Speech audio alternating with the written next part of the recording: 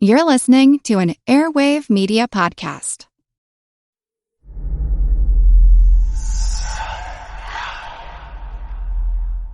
Hey y'all, spooky season is here.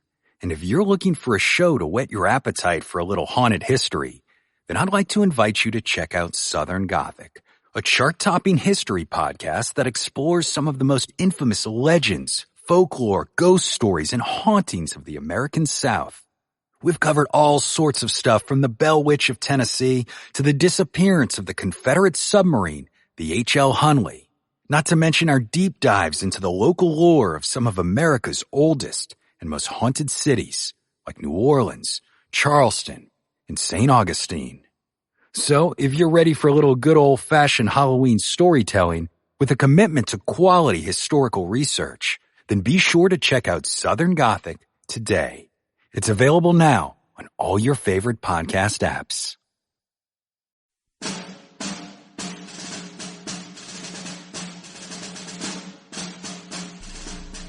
It was a beautiful place, a magnificent encampment, behind which, and protected by dense undergrowth, they managed to sustain the charge of 3 or 4 regiments. And here we suffered terribly, for although when we first opened fire several men had been slightly wounded by the bursting of shells, here for the first time we were placed face to face with them, and for the first time found out the danger of sharpshooters, who were not more than 200 yards off behind trees, aiming deliberately at us. The balls hissed around our heads and struck at our feet, striking men and horses. I shall never forget my feelings when I saw the first man killed. He was within 30 feet of me and held the position of number 4, in other words, the one who fires the piece, on the piece next to my piece, and just as he was about to fire the gun, a ball struck in front of the ear and he fell backwards, expiring without a groan. I received 2 bullets through the legs of my pants. Private Richard L. Pugh, Washington Artillery of New Orleans, Anderson's Brigade. The wounded came in pretty fast and soon filled up the hospital, and then they were laid down on the ground outside. We were all hard at work and only just begun at that when the rout began. Everybody else was running off as fast as possible, but the surgeons resolved that they would not leave their wounded, and I was not going to go either when my services were most required. Most of the hospital attendants ran away, but some remained, and we continued our work of attending to the wounded, though the bullets began to come unpleasantly near. One passed through the tent and within 3 inches of my head as I was dressing a wounded man, smashing a bottle of ammonia liniment that stood on a box beside me and sending the fluid right into my face and eyes. Very soon the rebels came pouring in on all sides.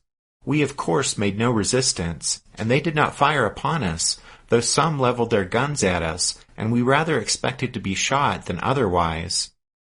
I know I expected every moment to get hit, for the balls were flying all around, although I do not think they were meant for the hospital or any of us around there. The ground outside was covered with the wounded all around, and the yellow flag was over the tent. I did not know but what I should get frightened in the first battle, but I believe I didn't. I was too busy, and if I had been ever so much scared, I don't think I could have run off and left our wounded crying for help. It was a pitiful sight, I can tell you. I hope I never to see the like again. Such groans and cries for help, and especially for water, water, all the time. We could not attend to them half as fast as they needed, though we worked as hard as we could. Soon after the first appearance of the rebels, General Hindman of Arkansas rode up and placed a guard over us and assured us we would not be molested, though we must consider ourselves prisoners. 2 rebel surgeons came up, too, and established their hospital right by ours and made liberal use of our medicines and hospital stores. There we worked all day upon the rebel wounded as well as our own, for there were a great number of them brought there. Private Samuel H. Ells, Hospital Steward, 12th Michigan Infantry.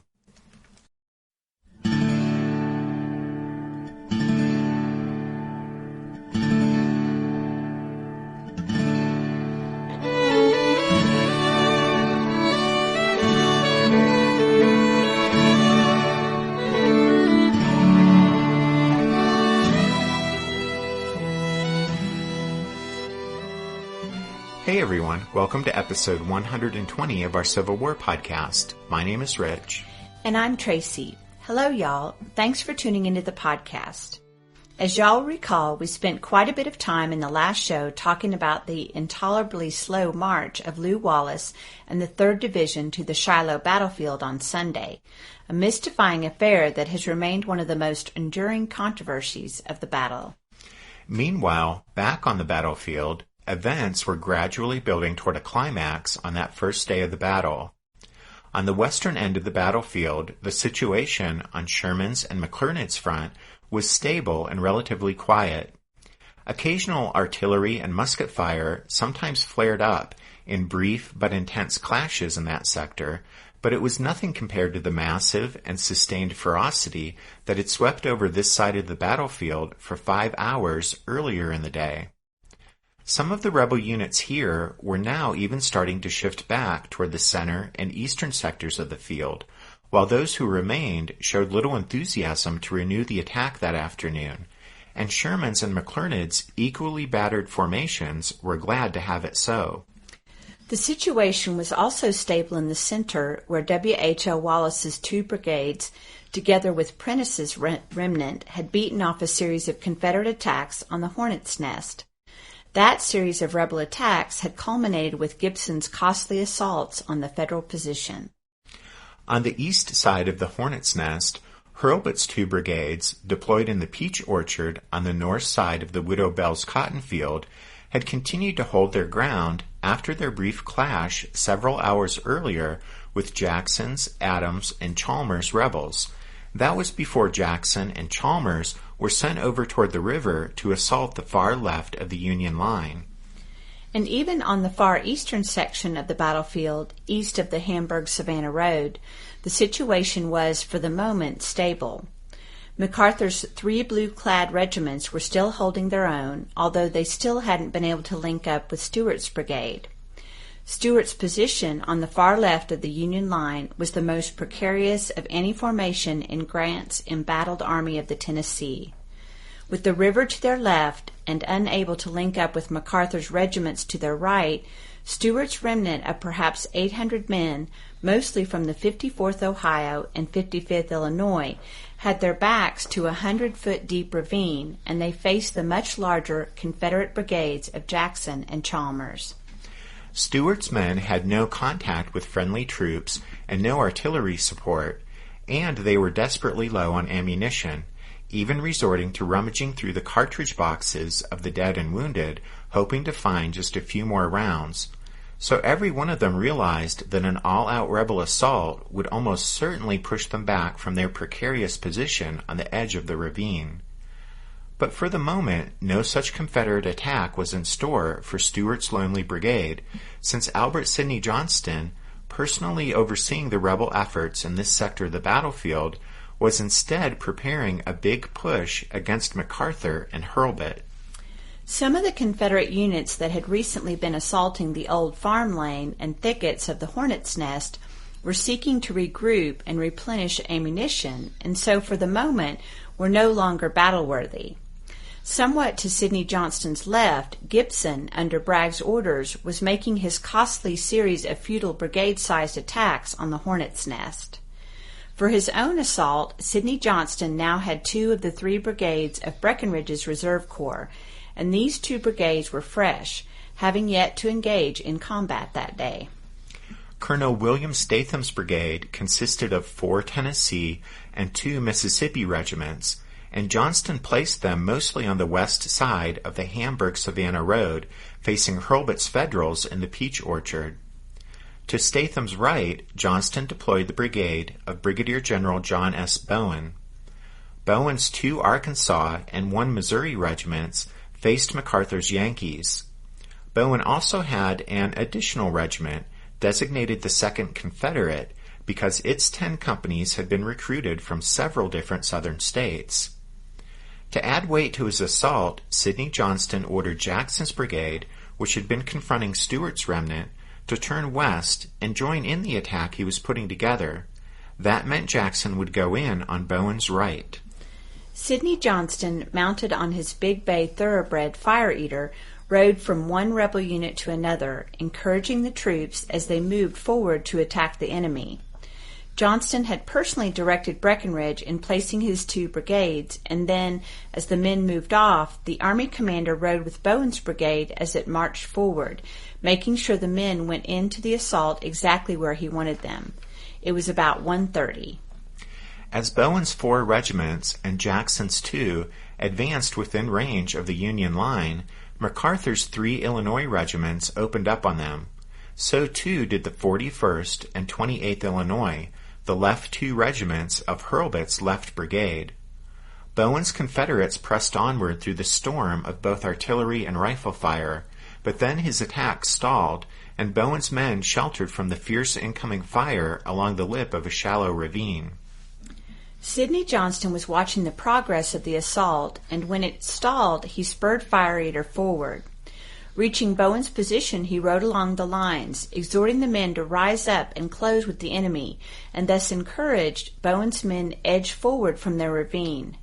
They didn't exactly charge forward, but they did return the Union fire as best they could, and they kept up the pressure on MacArthur's regiments. Sidney Johnston then rode back to a somewhat safer spot, where he could still observe the progress of the attack, especially the movement of Statham's troops on the west side of the Hamburg-Purdy Road. There, too, the Confederate assault stalled in the face of heavy Union defensive fire. Johnston then turned to Tennessee Governor Isham G. Harris, who had attached himself to the general staff, and said of Hurlbut's Federals, quote, "Those fellows are making a stubborn stand here. I'll have to put the bayonet to them." End quote.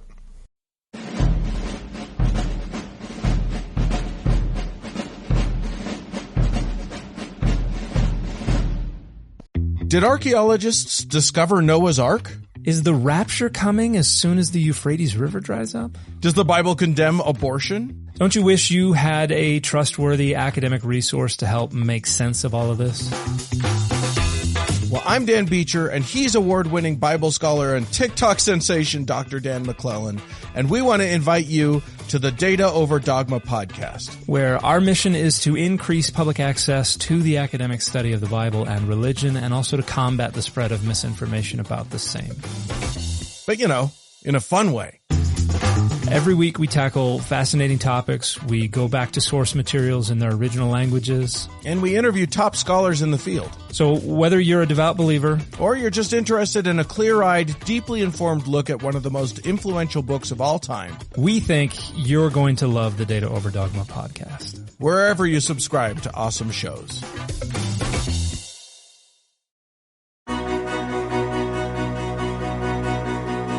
History never says goodbye. It just says, see you later. Edward Galeano was right when he said that. Events keep happening over and over again in some form. And that's the reason I produce the podcast, My History Can Beat Up Your Politics. What is it? We take stories of history and apply them to the events of today to help you, perhaps, understand them better. We are also part of Airwave Media Network. I've been doing the program since 2006. That's a long time, and the show has a long name. My History Can Beat Up Your Politics. Find me wherever you get podcasts.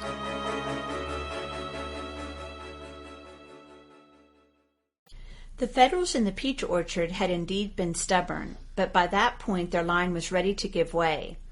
Under the pressure of Sidney Johnston's assault, Hurlbut's hard-pressed Union troops were beginning to run low on ammunition.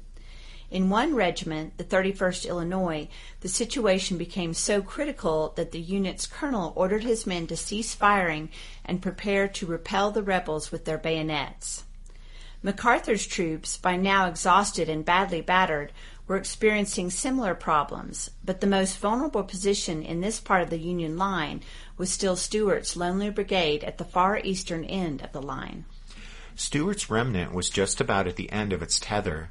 The men were down to their last few rounds, and some of them had none left at all, so Stuart gave the order to withdraw, hoping to pull back through the 100-foot deep, 100-foot wide ravine immediately behind him, quickly but in an orderly manner. It was too late for that, however. Some of Jackson's Confederates had already penetrated between Stuart's position and MacArthur's, and so they could fire down the length of the ravine at the retreating Yankees. At the same time, as soon as Stuart's men pulled back, Chalmers' rebels rushed forward in hot pursuit and lined the lip of the ravine, shooting down at the retreating Federals. The Union retreat became a complete rout, with one Confederate soldier comparing firing into the ravine to shooting sheep. The lucky Federals who managed to make it through that deadly fire regrouped several hundred yards north of the ravine. With Stuart's brigade out of the way, the Confederates had leverage on the next formation in the Union line, MacArthur's. The officers of the 50th Illinois, MacArthur's leftmost regiment, soon realized they were in for trouble. Sure enough, already engaged with Bowen's attackers to their front, when Jackson's Confederates came up on their flank, it was too much for the men of the 50th, and they fell back. The 9th and 12th Illinois were next up, and they put up a stubborn fight, but then the relentless rebel pressure from front and flank forced them, too, to retreat. With MacArthur's brigade to his left gone, Hurlbut could do little to prevent the Union defensive line here from continuing to unravel. He shifted units from his right to reinforce his now badly threatened left and held his position in the peach orchard. It was approaching mid-afternoon by this time, and Sidney Johnston's assault had been battering the Federals in this sector of the battlefield for about an hour. After Stuart's and MacArthur's retreat on his left, Hurlbut's position was precarious. The Confederates had also managed to get two more brigades into the attack. Gladden's brigade from Wither's division of Bragg's corps struck Prentice's lines. Gladden's brigade was actually on its third commander of the day, since Gladden and his replacement had both went down, and the formation was now being led by Colonel Zachariah C. Deas. To Deas' left, Stevens' brigade of Cheatham's division of Bragg's corps also attacked Prentice. This brigade had also lost its commander earlier and was being led by Colonel George Manny. Next to Manny's troops, Statham's brigade continued to keep up the pressure on the defenders of the Peach Orchard, even as Bowen's, Jackson's, and Chalmers' brigades bore down heavily on what remained of the Union left flank. Despite the Confederate advantage in numbers and position, the Federals defending the Peach Orchard stubbornly held their ground. In particular, the inexperienced men of the 45th Tennessee found themselves roughly handled by the troops of the 41st Illinois. The Tennesseans were stopped cold and fell back. Breckinridge came upon the scene and tried to get the Tennesseans to renew their advance, but he was not successful. In frustration, Breckinridge rode over to where Sidney Johnston was observing the fighting and complained that he had a Tennessee regiment that wouldn't fight. Governor Harris, sitting on his horse just a few feet away, was visibly upset at this embarrassing report. He asked Breckinridge to show him the regiment. Sidney Johnston thought that was a good idea, so Breckinridge took Harris over to the spot, and the governor proceeded to scold the reluctant troops from his state, but to little effect. The badly shaken regiment still wasn't willing to venture forth again into the storm of enemy fire sweeping the Widow Bell's cotton field. While Harris tried to get the 45th Tennessee moving, Breckinridge rode among Statham's other regiments, trying to get them to press the attack forward. Here, too, he was unsuccessful. Riding back to Sidney Johnston, the frustrated former vice president reported that he could not get Statham's men to charge.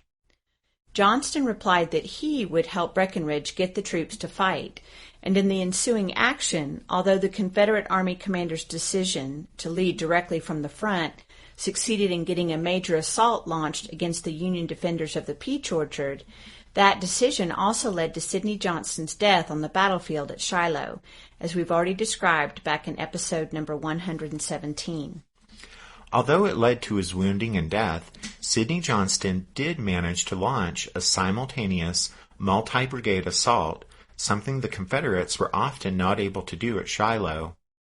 As the ragged rebel line advanced, the Federals defending the Peach Orchard opened a murderous fire with rifles and artillery, mowing down many of the attackers, but the Southerners pressed onward, and just as it looked as though the two sides would cross bayonets, the Union line began to give way. Abandoning the peach orchard, the retreating Federals rallied just to the north, taking up positions in the edge of the woods there. When the advancing Confederates crested the knoll in the middle of the orchard, Hurlbut's blue-clad line again laid down such a heavy fire that the rebels went to ground, seeking cover. And so, for the moment, the Confederate advance in this sector stalled again, although in seizing the peach orchard, it had just made a significant gain.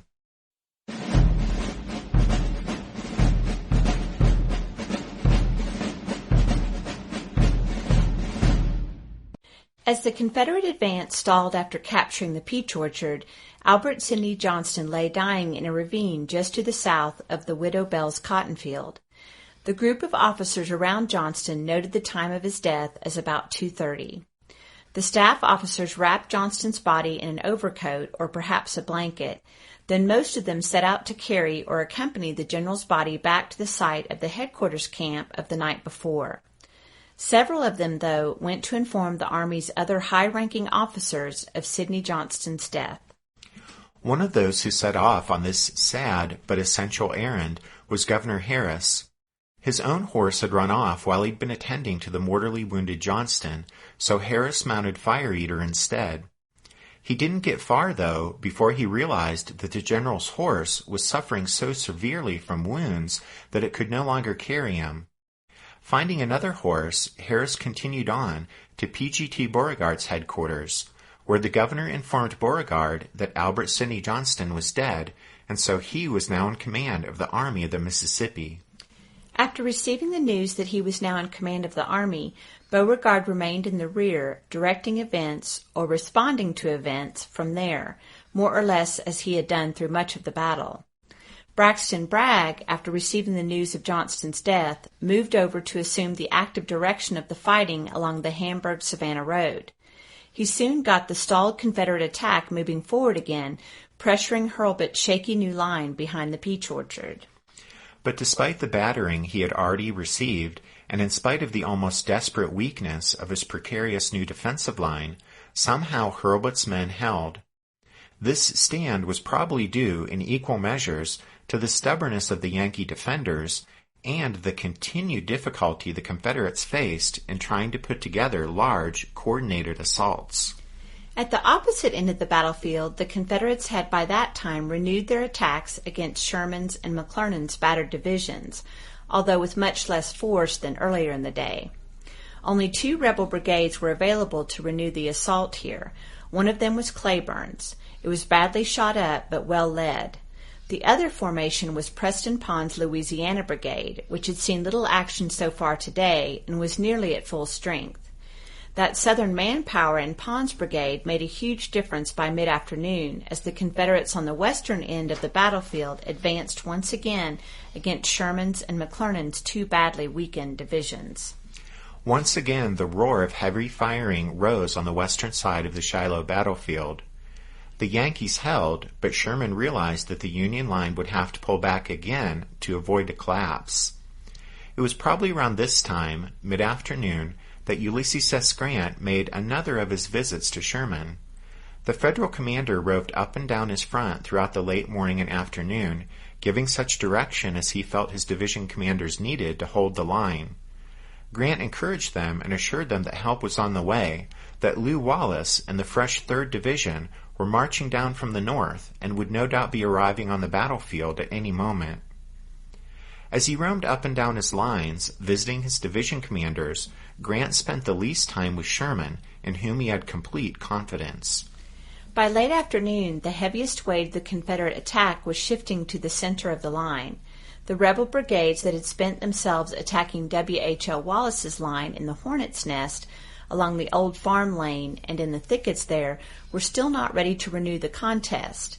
But when Brigadier General Patton Anderson's brigade shifted over from its previous position on the Confederate left, Anderson decided to have a go at the Union lines on the far side of Duncan Field, the position held by Wallace's men. Anderson's attack would be driven back, but the assault marked the beginning of the end of the Hornet's Nest.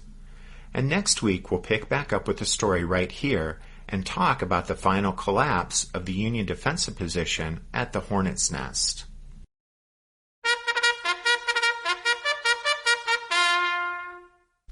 That means it's time for this episode's book recommendation.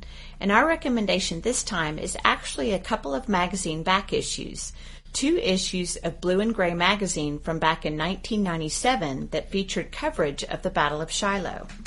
Yeah, Volume 14, Issues 3 and 4 of Blue and Gray magazine cover both days of the battle, and both of the feature articles in those issues were written by park historian Stacy Allen, who is still at Shiloh. In fact, he's the chief ranger at Shiloh National Military Park. So if you're interested in picking up these back issues of Blue and Gray magazine, it's well worth your effort to do so. Don't forget you can find all of our book and magazine recommendations if you head over to the podcast website, which is www.civilwarpodcast.org. At the website, you can also find out about your podcast host, find links to the show's Facebook page and Twitter feed, and find out how to become a member of the Strawfoot Brigade. Speaking of which, with the members' episodes, we're still telling the story of the Great Locomotive Chase, and we just released the 4th episode in that series about that very dramatic Civil War story. Anyway, we have some new members to thank: Kevin, Mark, and Stuart. So thanks, guys. And then before we wrap up this episode, we did want to make one small special announcement, and it's that, at least until we finish up the Shiloh story arc, we're going to return to getting a new episode out to y'all each week.